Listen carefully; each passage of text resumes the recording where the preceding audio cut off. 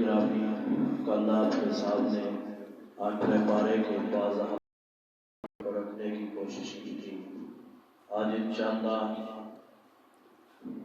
نویں پارے کے بعض اہم مسائل کو آپ کے سامنے رکھنے کی کوشش کروں گا۔ حضرات گرامی قدر، اللہ رب العزت نے نویں پارے کے اندر پہلی امتوں کا بڑی کثرت سے ذکر کیا ہے، اور اسی طرح رسول اللہ صلی اللہ علیہ وسلم کا بھی بڑے کثرت سے ذکر کیا ہے۔ میرے بھائیوں، اللہ رب العزت نے سیدنا شعیب علیہ السلام کا ذکر کیا، سیدنا موسیٰ علیہ السلام کا ذکر کیا، سیدنا ہارون علیہ السلام کا ذکر کیا، یعنی ان کے طویل ترین قصے اللہ رب العزت نے یہاں پہ بیان کر دیے ہیں۔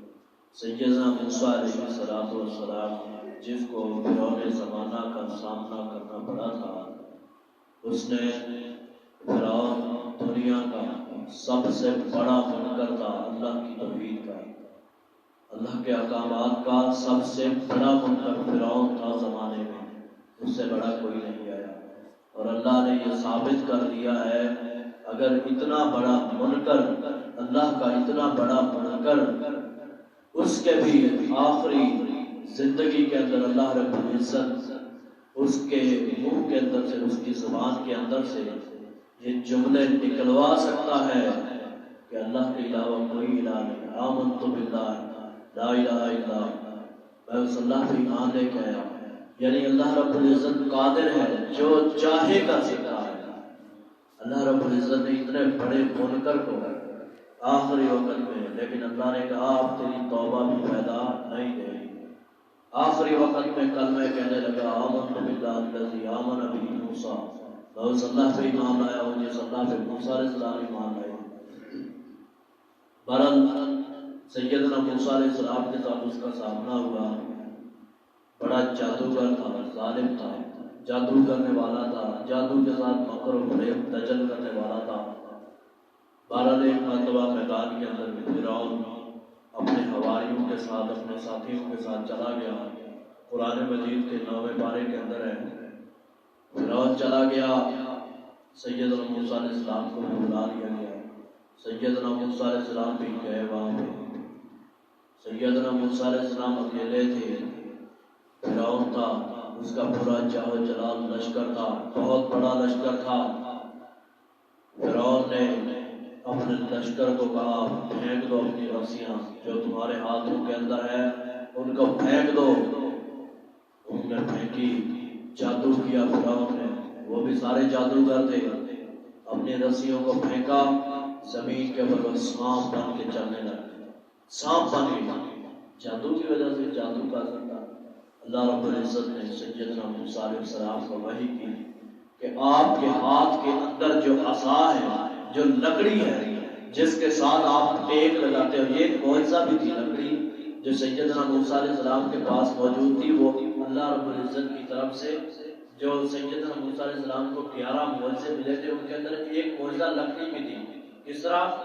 ایسے کھڑی کرتے تھے، اگر تھک جاتے تھے، نیند بھی کرنی ہوتی تھی، لکڑی کو اپنے عصا کو کھڑا کرتے تھے، اس کے ساتھ ٹیک لگا کے سو جاتے تھے، کوئی پتہ نہیں ہوتا۔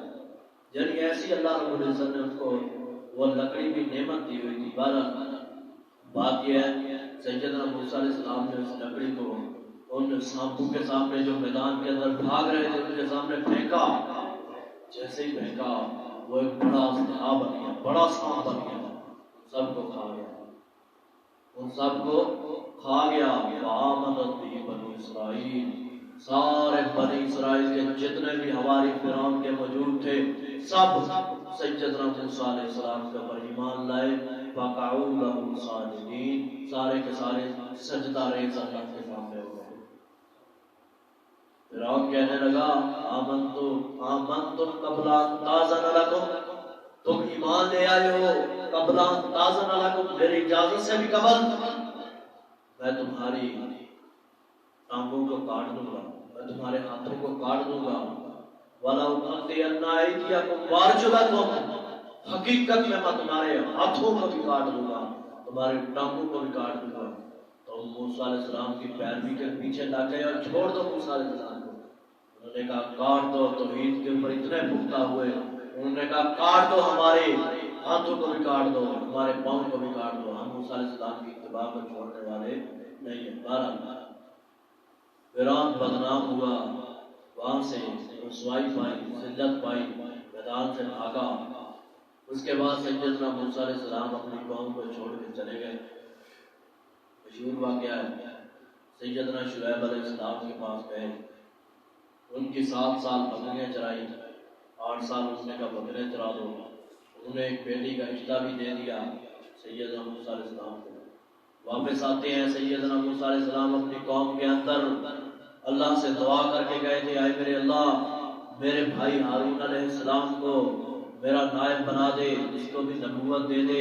سیدنا موسیٰ علیہ السلام کے کہنے کے اوپر اللہ نے سیدنا ہارون جو ان کے بھائی تھے ان کو نبوت بھی دے دی، ان کو نبوت کا تاج پہنا دیا، نبی بنا دیا۔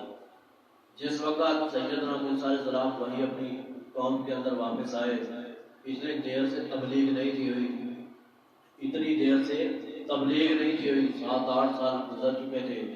جب دوبارہ آئے انہوں نے ایک سامری نامی آدمی تھا، سامری، اس بندے نے ایک ایسا بچھڑا تیار کیا، سونے کا بچھڑا تیار کیا، گول تھا، تو اس کا منہ بھی تھا، اس کے اندر سے جس وقت ہوا کا گزر ہوتا تھا نا، اس کی دھاڑ دھاڑ کی آواز پیدا ہوتی تھی، ہوا گزرتی اس کی آواز پیدا ہونا شروع ہو جاتی، تو وہ اس کے اوپر بڑا حیران ہو گئے کہ یہ ہوا کے گزرنے کی وجہ سے